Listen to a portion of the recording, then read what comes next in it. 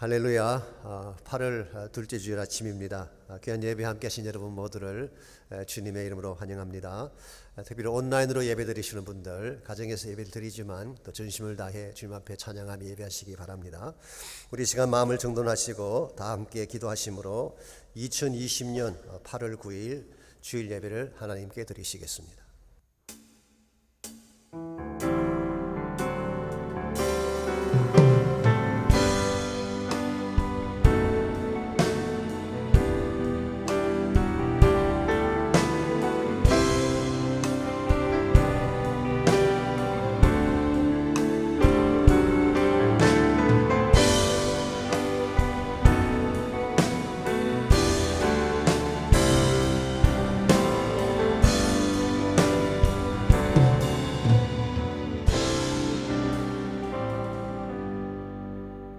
너 여인들아 여호와를 즐거워하라. 찬송은 정직한 자들이 마땅히 할 바로다.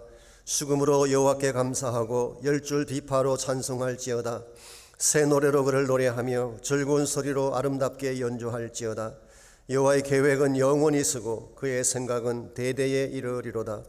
여호와를 자기 하나님으로 삼은 나라 곧 하나님의 기업으로 선택된 백성은 복이 있도다. 아멘. 이 아침 살아계신 하나님을 전심을 다해 찬양합니다. 저희들 하나님의 복된 백성으로 선택해 주시고 주의 영광을 찬양하게 하시며 하나님의 하나님 되심을 선포하며 살게 하신 것을 감사합니다. 이 시간 저희가 드리는 예배 가운데 친히 임재해 주시고 하나님의 큰 영광과 권세가 나타나는 아름다운 시간 되게 하여 주옵소서.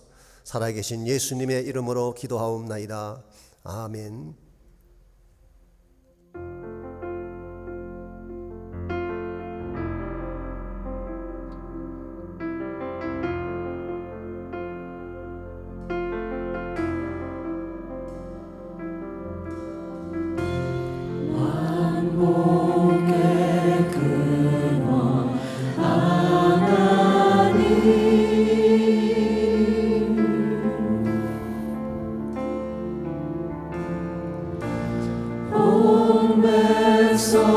찬송 드리고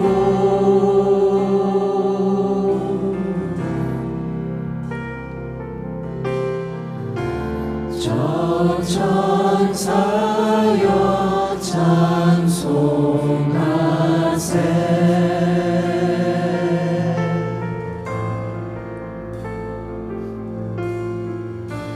찬송 성부 성자 성령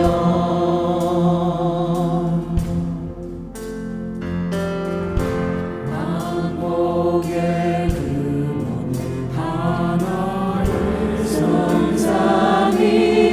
성삼위일체 주님께 찬송 드리고 열방이 주를 찬양해. 천사여 찬송하세. 온 만물 목소리 높여 찬송 성부 성자 성령 찬양해.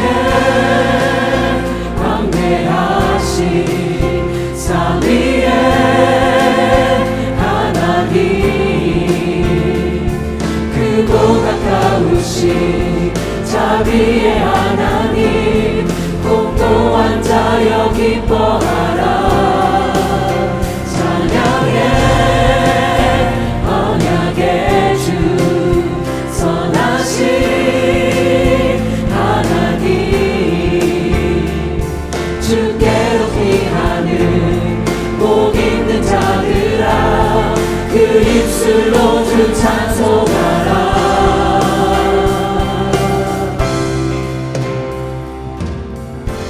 만복의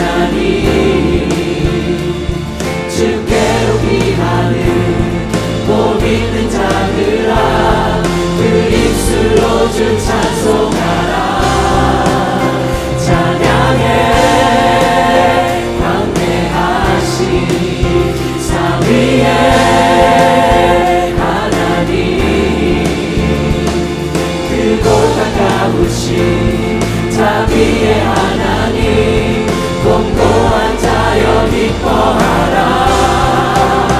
찬양해 언약의 주 선하신 하나님 주께로 피하는 복 있는 자들아 그 입술로 주 찬송하라.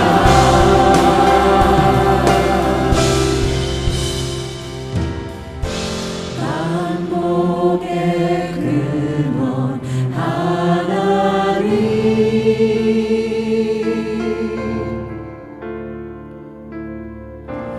온 백성 찬송 드리고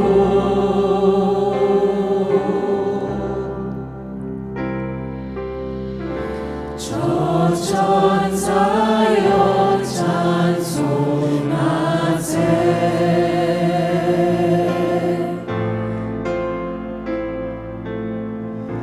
찬송 성부 성자 성령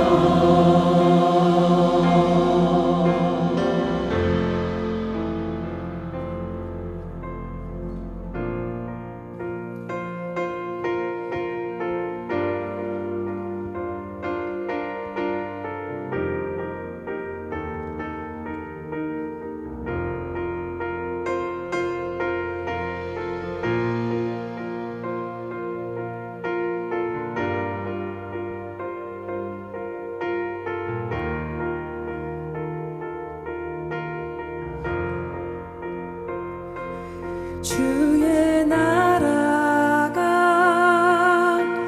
임할 때 하나님 임재하실 때 예배가 회복되며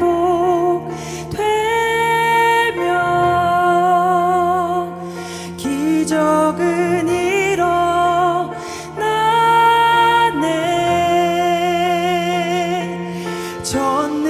전능하신 주 영원하신 능력의 통치자 자유가 선포되어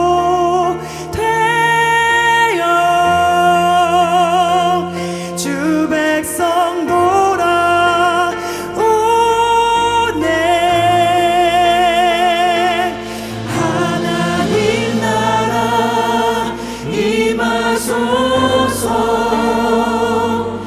영광과 존귀 능력과 위엄 놀라운 사랑의 기적의 하나님 지금 이곳에 오소서.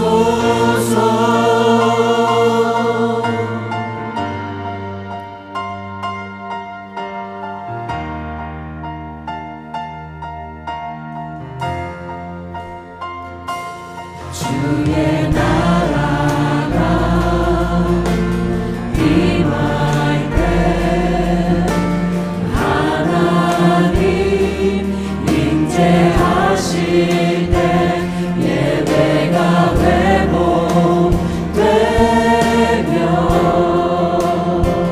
기적은 일어나네. 전능하신 주 영원하신 능력의 통치자 자유가 선포되어 주 백성 돌아오네.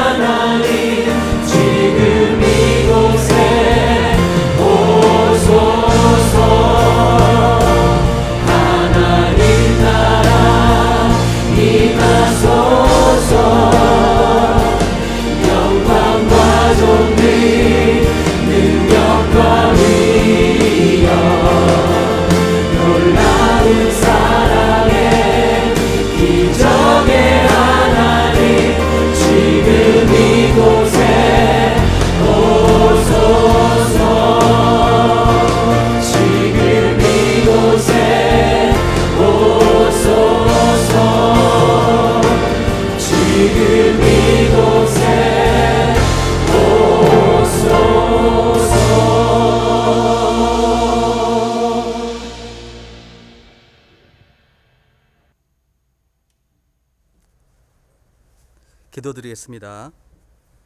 살아계신 하나님 아버지, 감사합니다. 우리 예수님 낮고 낮은 이 땅에 사람의 모양으로 나타나 자기를 낮추시고 죽기까지 복종하여 십자가에서 죽으시고 부활하시어 생명의 길을 열어주심을 감사드립니다. 그리하여 이 땅의 백성들 새로운 피조물 되어 하나님이 찾으시는 바로 그 한 사람 예배자 되게 하시고 오늘 드려지는 거룩한 예배를 통하여 우리 하나님 깊이 만나게 하심을 감사드립니다. 우리를 향하여 품으신 하나님의 선하시고 기뻐하시고 온전하신 뜻이 무엇인지 깨닫게 하시고 그 뜻 안에서 우리의 삶 되돌아보아 철저하게 회개하게 하심을 감사드립니다.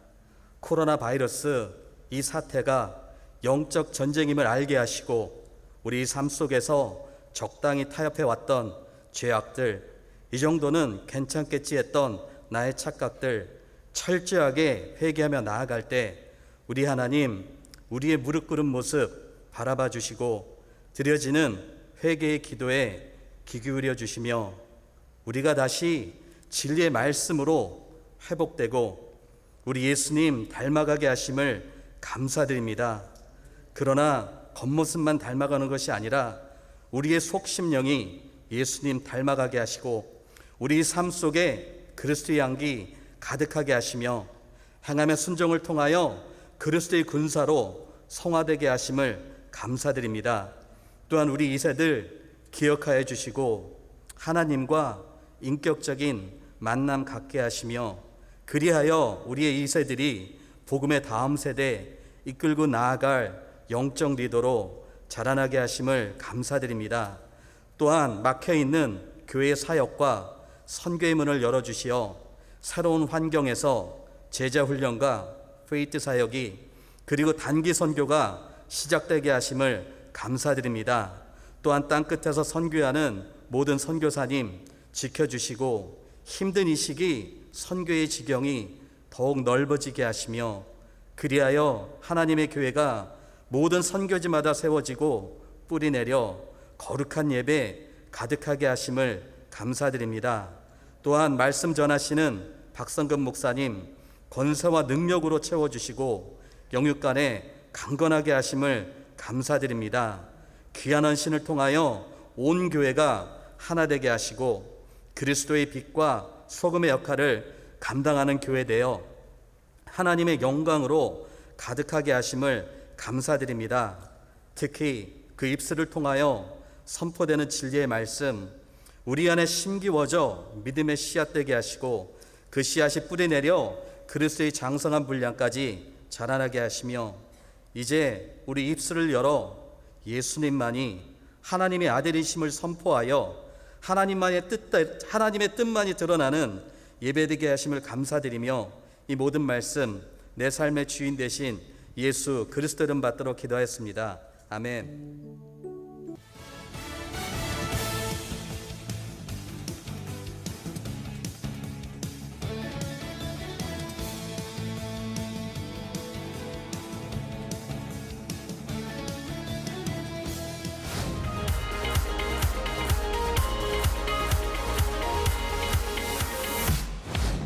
오늘은 2020년 온라인 여름 성경학교 마지막 시간입니다. 오늘도 The House on the Rock과 Wise and Foolish Builders라는 말씀의 주제를 가지고 오전 10시에 시작됩니다. 귀한 사역을 위해 수고하신 모든 교사들과 사역자들과 그 밖에 여러 모양으로 섬겨주신 성도님들께 감사드립니다.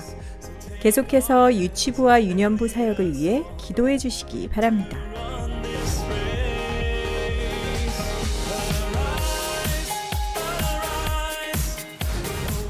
본교회에서 운영하는 한국학교에서 가을 학기를 오는 8월 22일부터 시작합니다. 특별히 이번 학기에는 교육에 필요한 다양한 테크놀로지를 이용하여 아이들에게 재미있고 유익한 수업이 되도록 준비했습니다. 학부모님들의 많은 참여와 관심을 부탁드립니다.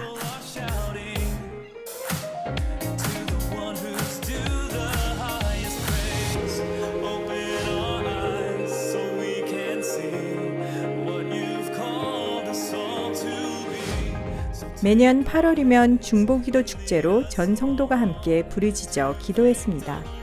올해는 코로나로 인하여 함께 모일 수 없지만 각자의 위치에서 동일하게 중보기도해 주시기 바랍니다. 하나님의 영광 가운데 회개하고 성령의 강력한 역사로 치유와 회복을 경험하는 놀라운 시간이 될 것입니다. 이번 한 주간도 기도로 승리하시기 바랍니다.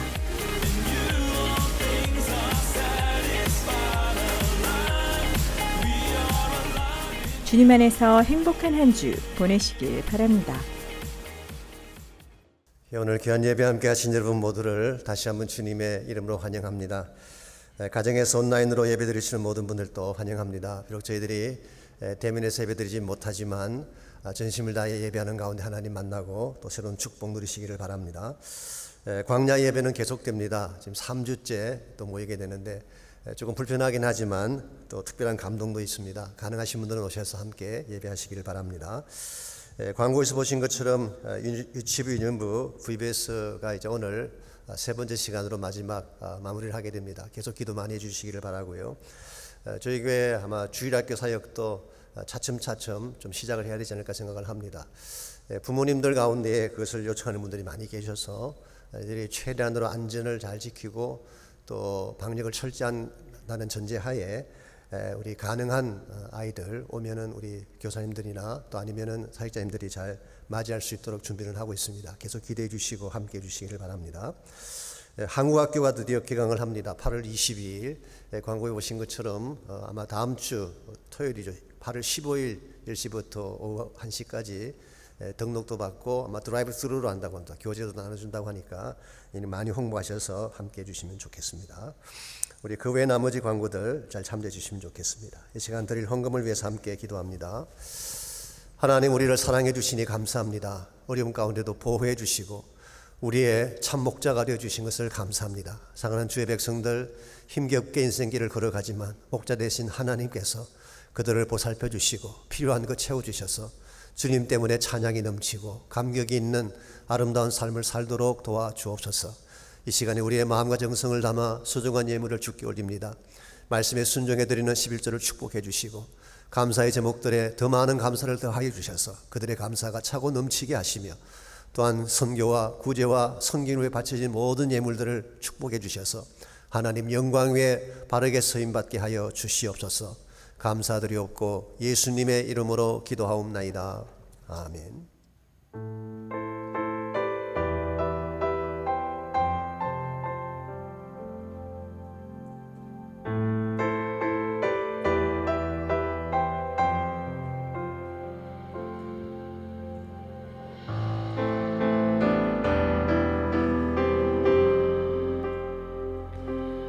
무너진 내 맘에 주 사랑이 많네. 나의 눈을 열어 주 보게 하시네. 길 잃은 날 위해 성령 강구하사 나의 눈을 열어 주 보게 하시네.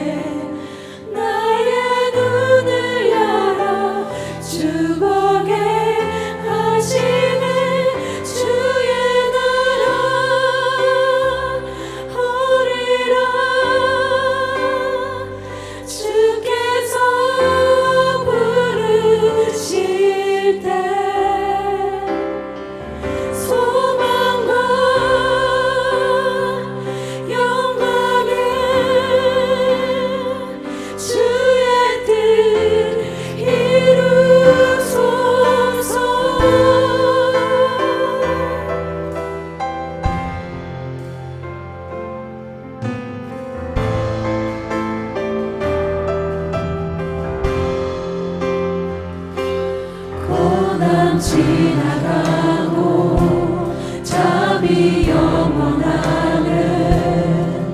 나의 눈을 열어 주 보게 하시네.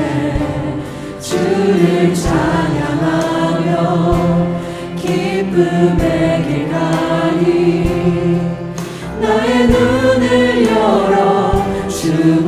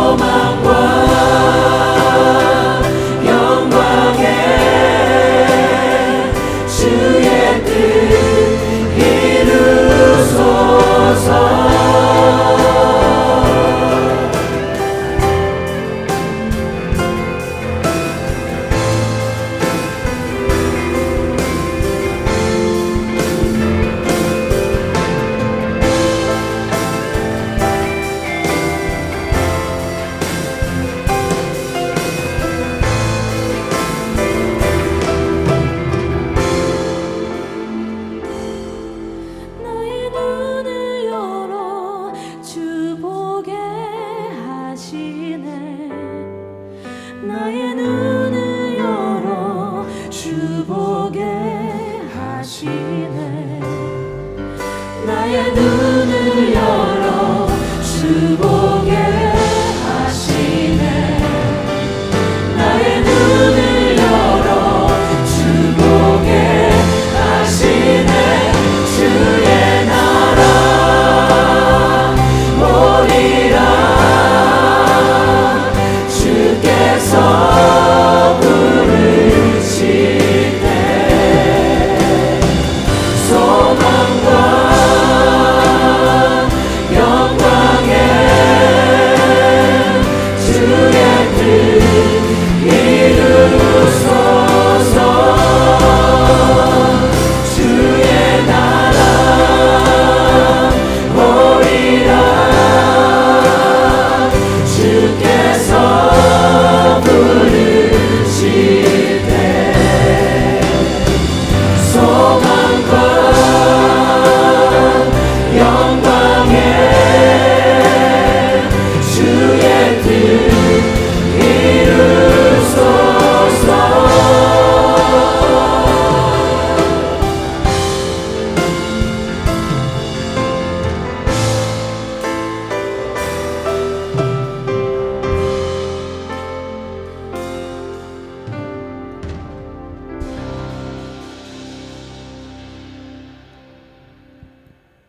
기쁨도 전염이 됩니다. 고린도후서 7장 12절로 16절까지 말씀입니다. 그런즉 내가 너희에게 쓴 것은 그 불의를 행한 자를 위한 것도 아니요 그 불의를 당한 자를 위한 것도 아니요 오직 우리를 위한 너희의 간절함이 하나님 앞에서 너희에게 나타나게 하려 함이로라. 이로 말미암아 우리가 위로를 받았고 우리가 받은 위로 위에 디도의 기쁨으로 우리가 더욱 많이 기뻐함은 그의 마음이 너희 무리로 말미암아 안심함을 얻었음이라. 내가 그에게 너희를 위하여 자랑한 것이 있더라도 부끄럽지 아니하니 우리가 너희에게 이른 말이 다 참된 것 같이 디도 앞에서 우리가 자랑한 것도 참되게 되었도다.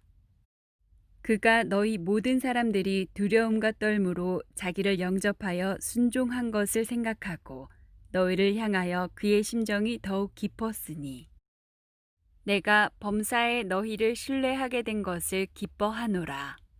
아멘. 아시는 대로 코로나 바이러스는 전염성이 강합니다. 그래서 빠른 속도로 전 세계적으로 번져가지 않았습니까? 불과 몇 개월 사이에 전 세계적으로 누적 환자 숫자가 1,800만 명이 넘었습니다. 미국은 지난 주간에 460만 명을 넘어섰고 캘리포니아에만 50만 명 이상의 확진자들이 있습니다. 이것은 바이러스가 가지고 있는 강한 전염성 때문에 그런 것입니다. 전염이라고 하는 것을 영어로 contagion이라고 그러죠. 혹은 형용사형으로 contagious 그렇게 이야기합니다. 이것은 한 사람에서 다른 사람에게로 번져간다는 뜻이죠. Spread one person to another.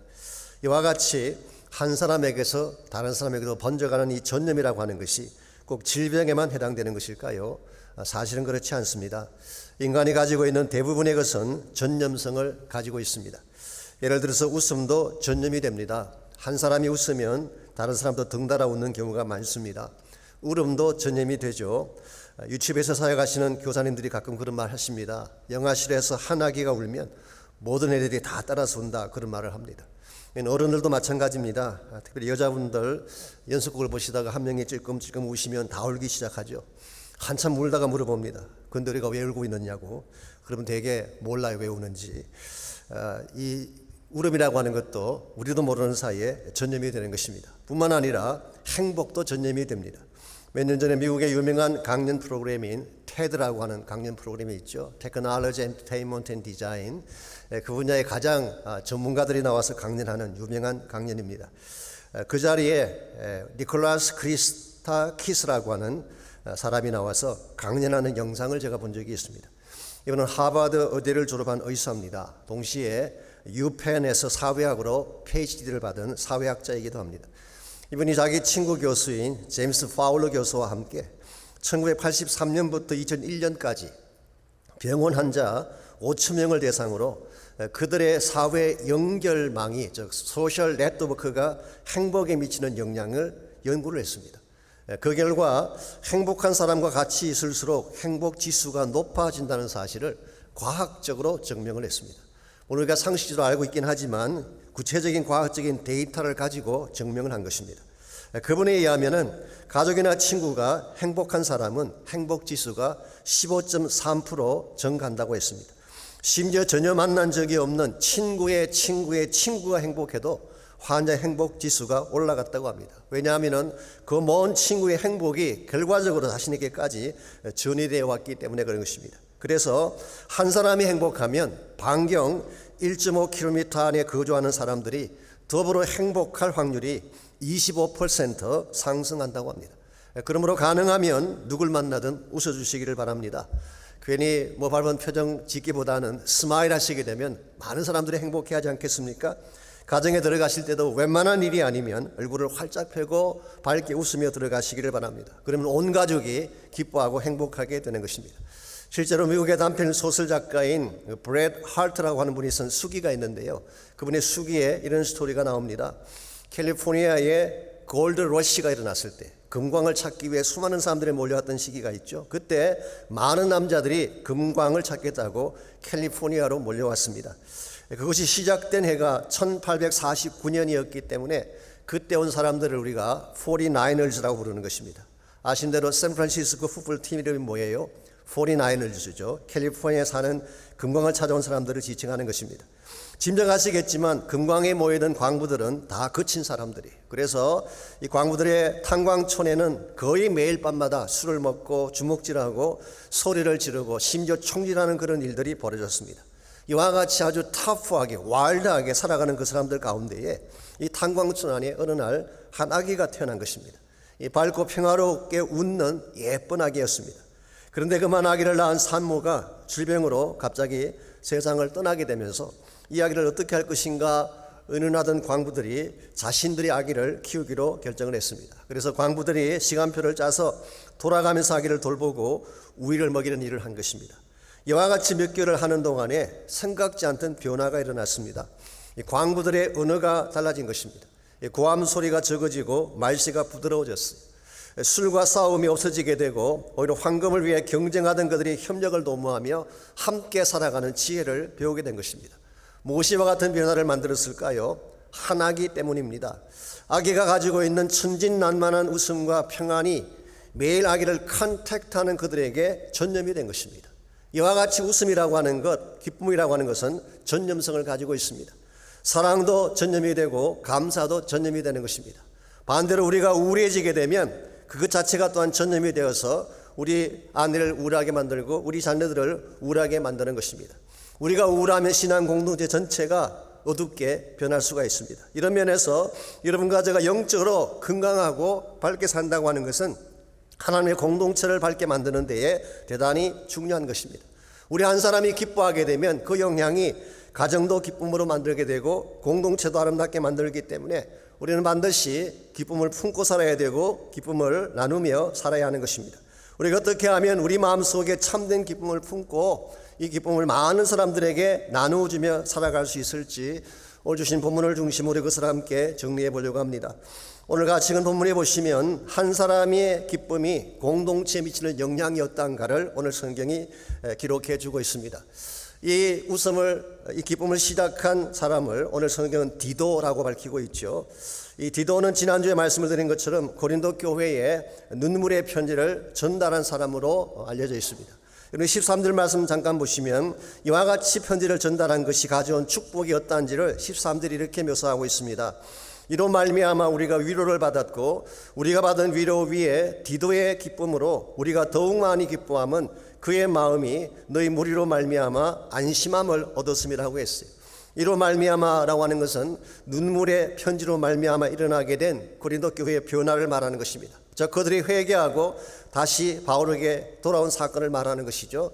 이것이 바울에게 큰 위로를 주었대요. 그런데 이것 위에 또 한 가지 더 중요한 축복이 있는데 그것은 디도가 받은 기쁨이 우리를 더욱 기쁘게 했다는 사실이에요. 여기서 우리라고 하는 것은 바울을 포함한 바울의 일행을 말할 것입니다. 이 대목에서 사도 바울은 한 사람의 기쁨이 또 다른 사람에게 연쇄적으로 전파되어 간 사실을 밝혀주고 있습니다. 정리해드리자면 바울이 기뻐한 이유는 디도가 기뻐했기 때문입니다. 그렇다면 디도가 기뻐한 이유는 무엇 때문일까요? 고린도 교회가 그를 선대했기 때문이에요. 그래서 오늘 성경은 말하기를 너희 무리로 말미암아 디도가 안심함을 얻었다 이렇게 표현했어요.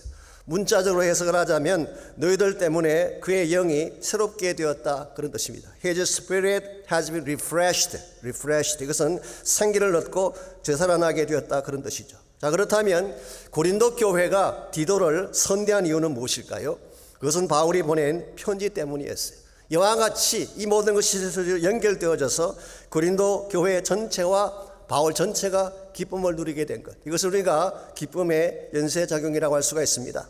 바울이 보낸 편지가 고린도 성도로 하여금 디도를 영접하게 했고, 디도를 영접한 그 사실이 디도를 기쁘게 했고, 디도가 기뻐한 그 사실이 바울을 기쁘게 했고, 그 결과 온 교회와 바울의 일행 전체가 기쁨을 갖게 되는 것, 이게 바로 축복의 연쇄반응, 기쁨의 연쇄반응 현상이라고 할 수가 있습니다.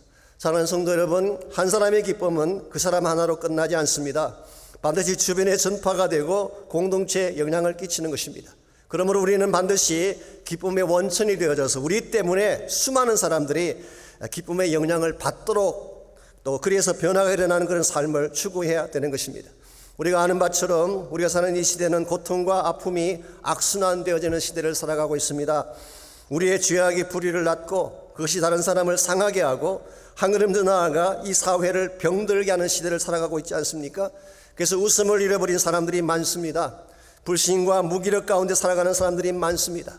이와 같이 고통과 아픔이 악순환되는 이 시기에 그 악순환의 고리를 끊어버리고 기쁨이 선순환될 수 있도록, 축복이 선순환될 수 있도록 만들어야지 우리가 이 땅을 살면서 크리스찬으로서 바른 사명을 다 이루는 것입니다. 그러므로 우리가 물어야 될 질문은 이것입니다.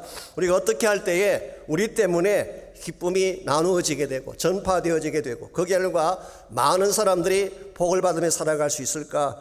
오늘 주신 본문을 통해서 한 세 가지를 함께 정리해 보려고 합니다. 첫 번째로, 축복과 기쁨이 우리를 통해 나누어지기를 원한다면 우리에게 축복된 동기가 필요합니다. 우리 마음에 순수한 동기가 있어야지 이 기쁨을 나눌 수 있게 되는 것입니다. 12절을 보겠습니다. 그런즉 내가 너에게 선 것은 그 불의를 행한 자를 위한 것도 아니요 그 불의를 당한 자를 위한 것도 아니요 오직 우리를 위한 너희의 간절함이 하나님 앞에서 너희에게 나타나게 하려 함이라고 했습니다. 여기서 사도 바울은 눈물의 편지를 쓰게 된 동기를 밝히고 있는데요, 왜 쓰게 되느냐? 불의를 행한 자를 위한 것이 아니라고 했어요. 다른 말로 표현하면 즉 대적자들 보라고 보낸 편지가 아니었다는 것입니다. 또한 불의를 당한 자를 위한 것도 아니다. 여기서 불의를 당한 자는 거짓 교사에게 넘어간 사람들, 그래서 반대편에 합류했던 사람들을 의미하는 것이죠. 근데 바울은 그들을 위해서 쓴 것도 아니래요. 그럼 왜 이 편지를 썼느냐? 오직 우리를 위한 너희의 간절함이 하나님 앞에서 너희 자신들에게 나타나게 하기 위함이라고 했어요. 바울이 정령보고 싶었던 것은 고린도 성도 스스로가 다시 진실된 마음을 갖고 예전의 아름다운 모습을 회복하는 것입니다. 그 결과 그들이 얼마나 바울을 사랑했고 얼마나 하나님을 사랑했는지를 확인하고 싶은 것, 이것이 사도 바울이 바랬던 바람의 전부라고 할 수가 있습니다. 전역에 바울이 가지고 있는 순수한 동기를 잘 읽어볼 수가 있습니다. 자신이 당한 수모에 대한 분풀이나 자신이 원하는 바를 얻기 위한 수단으로 편지를 보낸 것이 아니라 오직 고린도 성도들이 바른 모습으로 돌아와서 영적으로 건강해지기를 바라는 마음, 이것이 사도 바울의 최대 관심사였고 이와 같이 이해관계가 걸리지 아니한 순수한 동기를 편지를 썼기 때문에 이것이 기쁨의 출발점이 된 것입니다. 오늘 여러분과 저의 삶 가운데도 이런 마음의 동기가 필요합니다. 상대를 축복하고 그 사람 자체를 소중히 여기는 마음이 있을 때에 우리를 통해 진정한 기쁨이 나누어지게 되는 것입니다. 근데 만일의 경우 상대를 나의 이익의 도구로 사용한다든가 나의 목표를 이루기 위한 수단으로 어뷰즈하게 된다면 축복의 통로는 막힐 수밖에 없습니다. 그런 면에서 우리가 순수한 마음으로 상대를 섬기고 순전한 마음으로 상대를 축복하게 되면 사실 결과적으로 그 축복이 우리에게도 돌아오게 되는 것입니다. 언젠가 한번 소개해드린 적이 있습니다마는 ABC 뉴스에서 5년 전에 이런 스토리를 방송한 적이 있습니다. 뉴저지에 근무하는 소방관 2명이 밤새 불 끄는 작업을 하고 새벽 5시 반경에 한 식당에 들어왔어요. 피곤하고 지치고 시장한 가운데에 자리에 앉자마자 웨이트리스에게 큰 컵에 가득 찬 커피 한 잔을 주문했습니다. The biggest cup of coffee. 가장 큰 잔의 커피를 담으십시오. 그리고 식사를 주문했는데 그 식사가 24시간 만에 먹는 첫 식사라고 했어요. 이 말을 들은 웨이트리스의 마음이 찡했습니다. 아니, 세상에 24시간 동안 이 타운을 지키고 사람들을 지키기 위해 밥도 먹지 못한 채 일을 하다니. 그래서 식사가 끝났을 때 이 웨이트리스의 이름이 리즈인데요. 이 리즈는 식탁이 끝난 후에 식탁 위에 청구서 체크를 갖다 놓는 대신에 그 체크 뒤에 이런 메모를 적어서 주었어요. 그 메모의 내용이 이와 같습니다. Thank you. 감사합니다. Your breakfast is on me today. 오늘 아침 식사는 제가 사도록 하겠습니다. 다른 사람들을 섬기기 위해 혼신을 다하는 당신의 모습에 감사드립니다. 이런 모습, 이런 내용이었어요. 작은 것이긴 하지만 지쳐있던 소방관들에게 얼마나 큰 격려가 됐겠어요. 알지도 못하는 한 자매가 프리로 아침 식사를 제공해 주었으니까. 근데 스토리는 여기서 끝나지 않습니다. 이 무조건적인 친절을 받은 소방관들이 그 메모를 사진으로 찍어서 페이스북에 올렸어요. 화면을 보시면 볼 수 있습니다. 그리고 그 밑에 이렇게 적었습니다. If Liz happens to be your waitress, big tip. 만일 리즈가 웨이트리스입니다. 당신을 서브를 할 경우가 생긴다면 팁을 많이 놓아주십시오. 이걸 페이스북에 올렸더니요, 엄청난 반응들이 일어났습니다. 그녀가 누구냐, 자기도 그녀에게 빅팁을 주고 싶다, 혹시 결혼은 했느냐, 여러 가지 많은 반응들이 쇄도했어요. 근데 더 놀라운 사실이 뭔지 아십니까? 이 자매님의 아버지가 전신마비로 누워 계시는데 낮에는 아버지를 간호하고 밤에는 식당에 나와서 일을 하면서 아버지의 휠체어 구입을 위해서 뛰고 있다는 사실이 알려졌어요. 이 부모님의 결혼 기념일인 그해 12월 30일까지 17,000불을 모금할 계획이었는데 하루 만에 5,300불이 모금되었다고 합니다. 이것을 미국 사람들은 pay it forward라고 부릅니다. pay it forward. 앞쪽으로 은혜를 갚는다, 그렇게 해석할 수 있는 것이죠. 내가 받은 은혜를 다른 사람에게 또 전달해 주는 것입니다. 그럼 그 전달된 그 축복이 다시 돌고 돌아서 나에게 오는, 이게 사실은 성경이 말하고 있는 축복의 원리이기도 합니다. 전도서 11장 1절에 보면 이런 말씀이 나옵니다. 너는 내 떡을 물 위에 던져라, 여러 날 후에 도로 찾으리라고 했어요. 세상에 어떤 사람이 흘러가는 강물 위에 떡을 던질 자가 어디 있겠어요? 빵을 던지면 떠내려가면 끝인데 얼마나 어리석은 투자같이 보입니까? 그런데 성경은 우리의 떡을 흘러가는 강물에 던지래요. 그러면 여러 날 후에 다시 찾게 된다. 이게 무슨 의미일까요? 아마 이런 의미가 담겨져 있다고 생각합니다. 나는 먹지 못하지만 이 떡을 던지게 되면 누군가, 강 밑에 있는 누군가가 그 떡을 먹지 않겠습니까? 그럼 내가 먹지 못하더라도 누군가가 이 떡을 먹고 살아난다면 이건 낭비가 아니라는 거예요. 이것은 오히려 축복을 만드는 길이라는 것입니다. 이와 같이 아무런 사심 없이 그냥 떡을 강물에 던지듯이 베풀게 되면 결과적으로는 그 축복이 나에게 되돌아와서 나를 부유하게 만든다, 그런 뜻이. 이게 성경이 말씀하고 있는 축복의 원리입니다. 여러분까지의 삶 가운데에 이와 같이 아무런 사심 없이 바른 동기로 나의 소중한 것을 나누려고 하기 시작할 때에 여러분을 통해서 축복이 전달되어지게 되고 기쁨의 역사들이 일어나게 되는 것입니다. 그래서 우리가 먼저 이 기쁨을 나누는 자가 되기를 원하면은 우리 마음의 동기가 순수해야 되는 것입니다. 두 번째로 합당한 헌신이 필요합니다. 축복과 기쁨을 전파하는 것은 앉아서 말만 한다고 되는 것은 아니죠. 여기 합당한 헌신을 할 때에 기쁨의 물꼬가 터지게 되는 것입니다. 14절을 보시면 디도가 편지를 들고 고린도를 방문한 결과 확인된 사실 하나가 14절에 소개가 되어 있습니다. 내가 그에게 너희를 위하여 자랑할 것이 있더라도 부끄럽지 아니하니 이는 너희에게 이런 말이 다 참된 것 같이 디도 앞에서 우리의 자랑한 것도 참되게 되었도다. 아마도 바울이 평소에 디도에게 고린도 교회에 대한 자랑을 좀 늘어놓은 것 같습니다. 사람들이 생각하는 것은 그렇게 나쁜 교회 아니야. 사실은 착한 사람들이야. 영성이 깊은 사람들이야. 지금 약간 이렇게 틀어지는 것처럼 보이지만 언젠가 다시 돌아올 거야. 이와 같은 자랑을 많이 했던 것 같습니다. 그랬는데 디도가 직접 가서 고린도 교회 성도를 보았더니 실제로 그렇다는 사실이 밝혀진 거예요. 그래서 우리가 자랑한 것이 참되게 되었다. 이 말의 뜻이 뭐냐고 하면 우리가 자랑하는 모든 자랑이 사실로 판명되었다, 그런 뜻이에요. It's proven to be true. 이것은 고린도 교회 성도들이 소문으로만 듣던 교회가 아니라 실제로 바울이 보낸 편지를 받고 그들의 마음이 다 풀려지게 되고 불신과 오해의 담이 다 허물어지면서 예전의 모습으로 돌아왔음을 말하는 것입니다.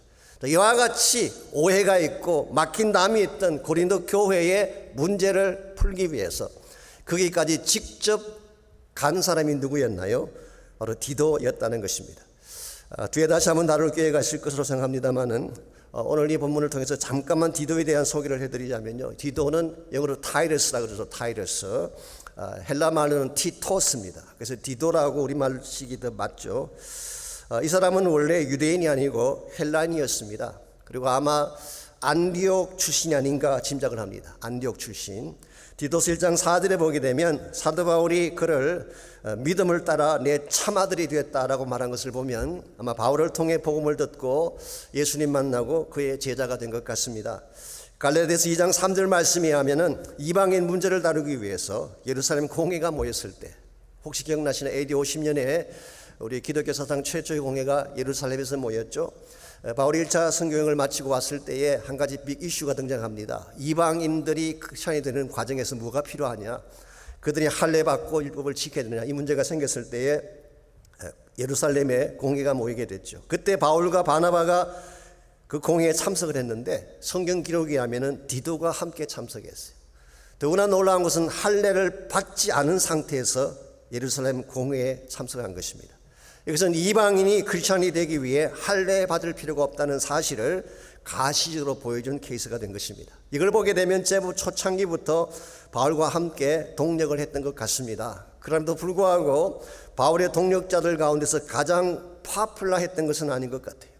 오히려 성경을 쭉 읽어보게 되면 바울은 디모데를 더 편애한 것 같습니다. 그래서 신약 성경에 디모데에게 보낸 편지는 두 통이나 돼요. 디모데전서, 디모데후서. 그러나 디도에게 보낸 것은 짧은 한 통의 편지밖에 없습니다. 그러나 나중에 이 바울이 자기 후임자를 세울 때에 디모데에게 에베소 교회를 맡겼어요. 이 에베소 교회라고 하는 것은 바울 사역의 중심 센터이고 아시아 교회의 중심지입니다. 그래서 가장 중요한 요지에 디모데를 맡긴 것입니다. 그랬는데 디도에게는 어디를 맡겼나요? 그레데 교회를 맡겼어요. 이 그레데 교회는 그레데 섬에 있는 교회인데요, 지중해 안에 있는 섬입니다.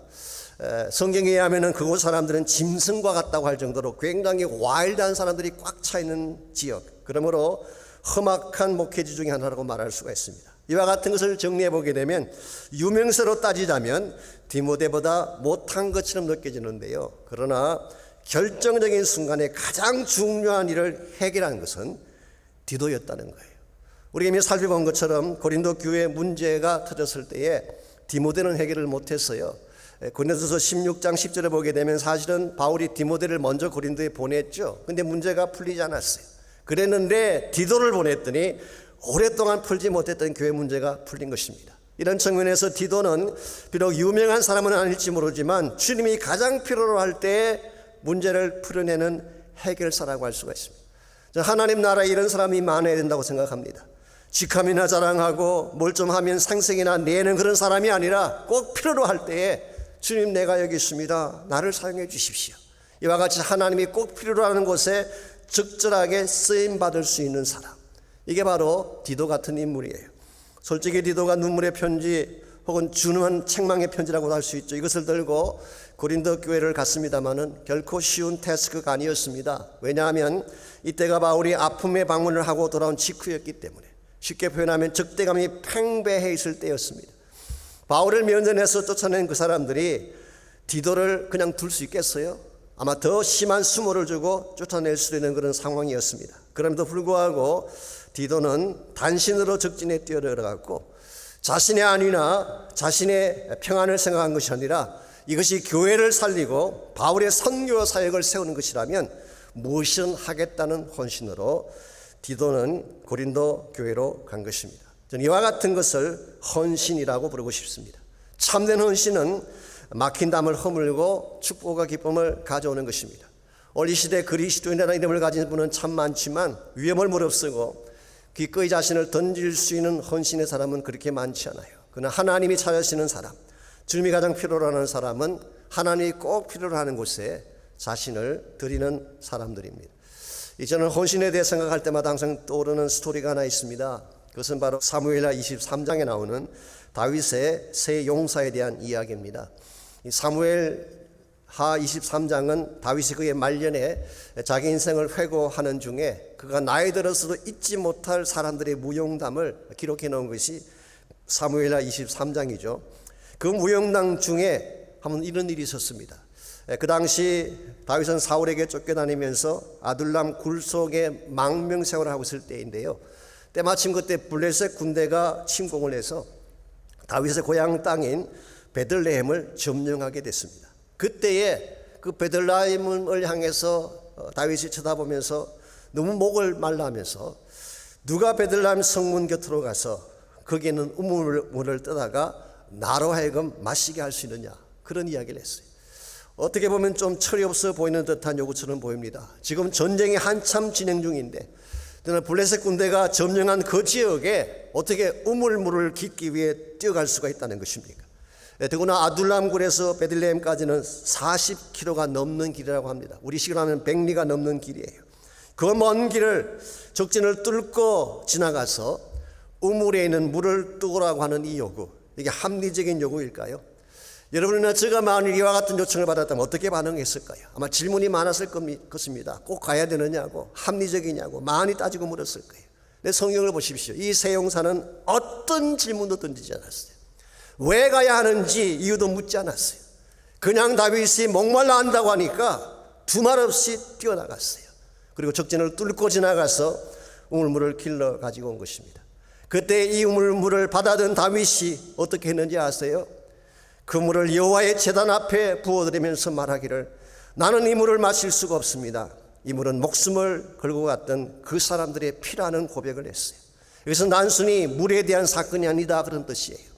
자기의 죽으니 목말라 할 때에 그 마음을 시원케 해드리기 위해서 생명을 걸었던 사건인 것입니다. 그렇기 때문에 다윗은 이것을 하나님이 받으셔야 될 가장 아름다운 헌신으로 생각하고 여호와의 제단 앞에 그 물을 내어 드린 것입니다. 여러분과 저에게 이와 같은 헌신이 필요합니다. 주님 목말라 하실 때 그분의 마음을 시원하게 해드릴 수 있다면 어디든 갈 수 있는 헌신이 있어야지 하나님 나라의 문이 열려지게 되는 것입니다. 우리 얼마나 많이 따집니까? 얼마나 많이 계산하나요? 나의 안위와 평안을 얼마나 많이 생각합니까? 그러나 하나님께서 진짜 필요로 할 때에 주님이 나를 사용하기를 원한다면 내가 기꺼이 가겠습니다라고 할 때에 바로 그곳에 기쁨의 생수가 터져나오게 되고 복음의 강수가 터져나오게 되는 것입니다. 이와 같이 우리가 참된 의미에서 기쁨을 전파하고 복음의 축복을 나누기를 원하신다면 1차적으로 우리 마음의 동기가 순수해야 돼요. 어떤 히든 어젠다나 개인적인 이익관계가 개입되면 안 돼요. 순수한 동기로 해야 됩니다. 두 번째로 그것이 합당한 헌신을 드려야 되는 것입니다. 마지막 세 번째로 필요한 것이 우리가 정말 축복과 기쁨을 나누기를 원한다면 그것을 통해 맺게 될 건강한 열매가 있어야 돼요. 건강한 열매. 우리가 기쁨을 전파하고 축복을 전파하게 되면 반드시 맺혀지게 되는 열매가 있습니다. 이 열매가 확실해야지 우리 삶의 방향이 바로 된 것입니다. 15절과 16절을 보시게 되면 디도를 통해 맺혀진 열매를 이렇게 소개하고 있습니다. 15절 16절입니다. 그가 너희 모든 사람들이 두려움과 떨므로 자기를 영접하여 순종한 것을 생각하고 너희를 향하여 그의 심정이 더욱 깊었으니 내가 범사에 너희를 신뢰하게 된 것을 기뻐하노라. 여기에 사실은 두 가지 열매가 소개되어 있습니다. 첫 번째 열매는 고린도 성도들이 맺었던 열매죠. 그것은 디도를 영접하고 순종한 열매입니다. 사실 그동안 고린도 교회 성도들이 바울에 대해서 굉장히 배척하는 마음을 갖고 있었죠. 그랬는데 그들이 그걸 다 내려놓고 reconciliation, 완전한 화목을 이루었다고 하는 것. 그래서 디도를 영접한 것, 잘 받아들인 것. 이것은 바로 고린도 교회가 맺었던 열매라고 할 수가 있죠. 근데 두 번째 열매는 바울이 얻게 된 열매입니다. 오늘 16절에 보시면은 범사에 그들을 신뢰하게 되었다고 했는데요. 다른 말로 표현하면 깨어졌던 모든 신뢰가 회복되어지고 드디어 고린도 교회가 바울이 신뢰할 동력자 교회가 되었다, 그런 뜻이에요. 고린도 교회는 더 이상 트러블 메이커가 아니에요. 분열과 투쟁을 일삼던 문제가 아니라 함께 주의 나라를 세워갈 동력자 교회가 되었다. 이건 바울이 얻게 된 가장 아름다운 열매라고 할 수가 있습니다. 이와 같이 고린도 성도 자체들이 보여주었던 순종의 열매와 고린도 교회를 통해 복음적 사명을 이루는 데 큰 동력자를 맞이하게 된 사도 바울의 열매, 이 두 가지 열매가 사실은 디도가 헌신했던 이 헌신을 통해 맺어지게 된 것입니다. 그런데 여기서 한 가지 우리가 짚고 넘어가야 될 중요한 사안이 있습니다. 그런데 과연 이와 같은 모든 일들이 디도나 바울 때문만에만 일어난 것일까요? 물론 디도가 했던 역할은 참 중요합니다. 지금까지 말씀드린 것처럼 용기 있는 헌신을 보여주었죠. 그렇다고 할지라도 바울이 보낸 편지를 갖고 적진에 들어갔는데 그 편지 한 통을 받자마자 지금까지 모든 문제가 눈뜨시 다 사라지고 디도를 억셉한다고 하는 것이 과연 우리의 노력만으로 될 수 있는 일일까요?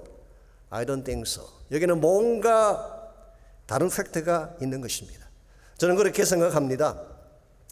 사도 바울이 평소에 고린도 교회를 위한 기도를 멈추지 않았다고 생각해요. 사도 바울이 가장 사랑했던 교회가 고린도 교회 아닙니까? 18개월 동안 함께 있으면서 많은 교제를 하고 한 사람 한 사람을 다 알 정도로 퍼스널 릴레이션십을 가진 교회가 고린도 교회입니다. 그러므로 바울은 고린도 교회를 떠난 이후로 한순간도 그 교회를 향한 기도를 멈추지 않았을 거예요. 더구나 고린도 교회에 문제가 생겼는데 기도하지 않았을 리는 없습니다. 제가 이렇게 말씀드리는 데는 충분한 근거가 있습니다. 예를 들어서 말이죠, 바울이 로마 교회를 위한 기도한 내용이 로마서 1장 9절 이하에 나옵니다. 로마로 가는 길이 막혔을 때 바울은 너희를 위해 쉬지 않고 기도한다고 했어요. 에베소서 2장 16절에 보게 되면 에베소 교회를 위해서도 기도를 그치지 않는다 그렇게 표현했어요. 빌립보서 1장 9절에 보게 되면 빌립보 성도들을 위한 기도도 멈추지 않았고 계속한 사실을 기록합니다. 심지어 골로새 교회는 바울이 세운 교회도 아니고 방문해 본 적도 없는 교회인데 골로새서 1장 9절에 보면 이렇게 기록이 되어 있습니다. 우리가 듣던 날부터 너희를 위하여 기도하기를 그치지 아니하고 그랬어요. 그러므로 바울은 본인이 복음을 전거해야 되고 본인이 사역했던 교회라면 어느 교회를 막론하고 쉬지 않고 기도한 사실을 분명히 알 수가 있습니다. 이와 같이 다른 교회를 위해서도 그렇게 기도한 바울이 본인이 그렇게 사랑했던 고린도 교회가 아픔 가운데 있고 문제 가운데 있는데 그냥 두었을 리는 절대로 없습니다. 틀림없이 날마다 눈물로 메어 달렸을 거예요. 이와 같은 사도 바울의 기도가 바탕에 깔려 있었기 때문에 이 디도가 가자마자 문제가 풀린 거예요. 기도의 열매라고 저는 생각합니다. 성령께서 역사하신 것입니다. 책망의 편지를 받고도 반항하지 않고 회개하며 가슴을 치게 한 것 성령께서 하신 일이에요. 디도 한 사람의 방문으로 모든 문제가 눈 녹듯이 사라지고 화해장이 펼쳐지게 된 것 성령께서 하신 일이에요. 무엇보다도 바울과 디도 그리고 고린도 성도들의 마음이 기쁨으로 가득 차게 된 것, 이 성령께서 만드신 열매라고 생각을 합니다. 우리 스스로는 기쁨을 창조할 힘이 없습니다. 우리는 본래 죄성을 가진 존재이고 우리 안에 선한 것이 없기 때문에 우리의 노력으로 기쁨을 만든다고 하는 것은 사실은 불가능해요. 근데 우리 안에 성령께서 임재하시게 되면, 성령이 우리를 통해 일하기 시작하면 우리 안에서 기쁨이 나오는 것입니다. 그러므로 기쁨의 진짜 원천은 우리 자신에게 있다기보다 성령 하나님께 있는 거예요. 여러분 마음속에 혹시라도 기쁨이 사라지고 근심이 꽉 차 있다면 성령님께 나가시기를 바랍니다. 성령의 타취를 받으시기를 바랍니다. 성령께서 만지시면 우리 안에 있던 모든 고통과 아픔이 사라지고 다시 기쁨이 회복되는 거예요. 하나님의 몸된 교회가 컨플릭트 가운데 있고 갈등이나 아픔 속에 있다면 하나님의 교회가 성령의 운행하심을 경험해야 돼요. 성령이 가득 차 운행하게 되면 어떤 교회든지 하나가 될 수 있고 새로운 회복을 가져오게 되는 것입니다. 이런 측면에서 우리가 사는 이 시대는 웃음을 잃고 사는 시대, 너무나 지치고 피곤하기 때문에 다들 기진맥진한 가운데 사는 시대가 이 시대인데, 여러분과 저는 이 시대 속에 들어가서 이와 같은 고통의 악순환의 고리를 끊고 이제는 기쁨을 나누어주고 축복을 나누어주는 새로운 축복의 선순환을 만들 수 있는 사람들로 살아가야 합니다. 사실 기쁨이라고 하는 것은 환경이 꼭 좋다고 주어지는 건 아닙니다. 오히려 힘들지만 진짜 감사하고 찬송하다 보면 기쁨이 우리에게 주어지는 거예요. 제가 오래전에 한국을 나갔다가 공항에서 책을 한 권 샀는데요. 책 제목이 약이 되는 말이라고 하는 책을 제가 샀습니다. 명성교회 집사님이 쓰신 책인데요. 그 책에 보게 되면 남해의 어떤 한 마을은 싸움을 할 때 주먹이나 몸으로 싸우지 않고 노래로 싸운다고 합니다. 이게 오래전부터 내려오는 그 마을의 전통이래요. 그래서 어떤 사람이 화가 나서 상대에 대해서 막 싸우려고 할 경우에는 손을 서지 않고 노래를 부르는 것입니다. 야, 이 나쁜 놈아, 노래를 부르면 다른 사람이 받아가지고 그 또 노래를 부르는, 뭐가 나쁜데요? 그리고 노래를 부르는 것입니다. 그럼 또 노래를 부르면 또 노래가 나오고, 이렇게 서로 노래를 주고받는 동안에 한두 사람, 마을 사람들이 모이기 시작하고 그들도 같이 그 노래에 조인을 하게 됩니다. 그러다 보면 어느 사회인가 처음 가졌던 마음의 분노는 간 곳이 없고 함께 춤추며 노래하고 화해를 이루게 된다. 참으로 조상들이 물려준 지혜로운 전통이 아닐 수가 없습니다. 아무리 우리 마음속에 다툼이 있고 고통이 있어도요, 찬양이 우리 마음을 지배하게 되면 그 고통은 떠나가게 되는 것입니다. 이런 면에서 무슨 일이 생기든 성령 안에서 찬양하시기를 바랍니다. 환경이 나를 어렵게 만들고 족쇄와도 성령 안에서 예배자가 되시고 기쁨으로 찬양하며 나가시기를 바랍니다. 그러면 하나님께서 우리의 마음 가운데에 세상이 줄 수 없는 기쁨의 샘물을 부어주시고, 이 기쁨이 터져 나오게 되면 주변 사람들에게 그 기쁨이 나누어지게 되고 많은 사람들을 하나님께로 인도하게 되는 것입니다. 혹시 여러분의 마음이 상했습니까? 성령님께 나오셔서 성령의 기름 부음을 받으시기를 바랍니다. 그렇게 하시면은 이사야 61장에 약속된 것처럼 죄가 변하여 화환이 되고 슬픔이 변하여 기쁨의 기름이 되고 근심 대신 찬송의 옷을 입게 될 줄 믿습니다. 이것이 우리 크리스찬이 살아야 될 삶의 방향이고 기쁨을 통해 해야 될 우리의 사명이라고 할 수가 있겠습니다. 그럼 우리 이 시간에 한번 이 주신 말씀을 마음에 품고 함께 기도하면 좋겠어요. 먼저 우리의 마음 중심에 성령께서 임재하셔서 상실했던 모든 기쁨을 다시 회복시켜달라고 기도하십시오. 상한 마음, 아픈 마음, 죄를 뒤집어선 고통의 심령들이 다 떠나가게 하시고 성령의 기쁨이 나의 온 심령을 가득 채우게 해달라고 기도하시기 바랍니다. 나의 기쁨이 우리 가정을 기쁜 터전으로 만들어 주시고 나의 기쁨이 하나님의 공동체를 축복의 공동체로 만들어 주셔서 주의 사명을 감당하고 복음의 빛을 전가하는 데 부족함이 없이 쓰임받을 수 있도록 기도해 주시기를 바랍니다.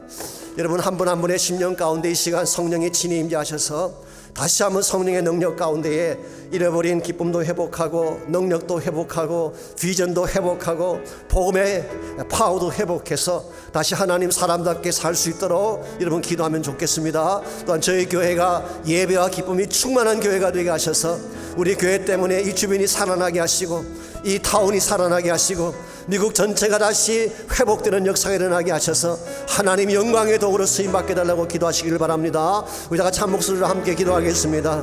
하나님 감사합니다. 기뻐할 수 없는 우리에게 예수님을 통하여서 참된 기쁨의 이유를 만들어주시고 날마다 성령의 권세와 능력을 통하여서 우리의 마음이 주의 영으로 말미암아 기뻐하게 하시며 뜨거워지게 하신 것을 감사합니다. 하나님 우리에게 성령의 임재가 필요하고 성령의 권세와 능력이 필요합니다. 우리 스스로 우리를 기쁘게 할 힘이 없습니다. 하나님의 성령님 우리를 도와주시고 우리의 상한 마음을 변화시켜 주셔서 근심이 변하여 찬양이 되게 하시고 죄가 변하여 화환이 되게 하시고 슬픔이 변하여 기쁨이 되는 놀라운 역사가 이전 우리 심령 가운데 일어나게 하여 주옵소서. 우리 안에 찾아오신 하나님은 전능하신 분인 줄 믿습니다. 온 세계 만물을 다스리시는 능력자인 줄 믿습니다. 마귀 사탄이 우리를 공격하지 못할 정도로 파워풀한 하나님이신 것을 믿습니다. 이 하나님을 향하여 믿음을 선포하며 기쁨을 선포하며 참 능력을 선포하며 참 승리의 노래를 주님께 올려드리며 살아갈 수 있는 저희 모두가 되게 하여 주시옵소서.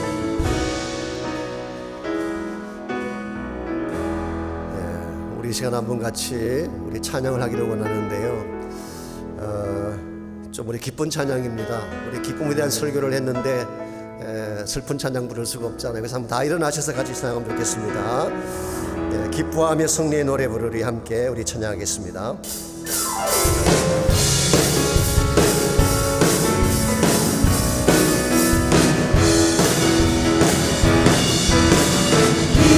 기뻐하며 승리의 노래 부르리 주 백성 주가 회복시키시네 그 산으로 억눌렸던 장로와 지장하며 엄상 없게 하시네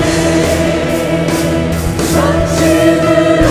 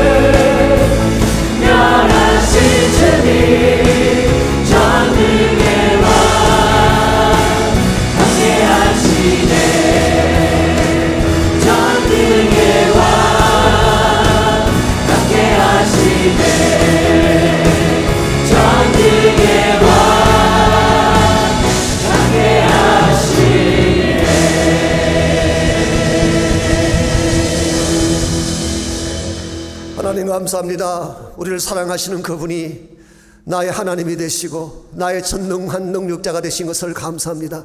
세상이 우리를 공격하고 악한 마귀 사탄이 우리를 침공할지라도 하나님께서 우리의 방패막이가 되어주시고 하나님이 우리의 보호자가 되신다면 누구도 우리를 해칠 수 없음을 믿습니다. 이 권세와 능력을 가지고 살아가는 주의 백성 되게 하여 주시고 여호와를 기뻐하는 것이 우리의 힘이라고 말씀하셨사오니 찬양하게 하시고 예배하게 하시고 기쁨의 능력 가운데 승리하며 살려갈 수 있는 하나님 나라 백성 다 되게 하여 주시옵소서. 이제는 우리 구주 예수 그리스도의 은혜와 하나님 아버지의 무한하신 사랑과 성령님의 강력한 임재하심이 이 시간 주 앞에 나와 하나님을 찬양하고 예배하고 돌아가는 주의 백성들과 또 각 가정에서 온라인으로 예배드리는 모든 사랑하는 주의 백성 한 분 한 분에게 그들의 가정과 삶의 터전과 자녀들과 자손들 위해 이제로부터 항상 함께하여 주시기를 살아계신 예수님의 이름으로 간절히 축원하옵나이다. 아멘.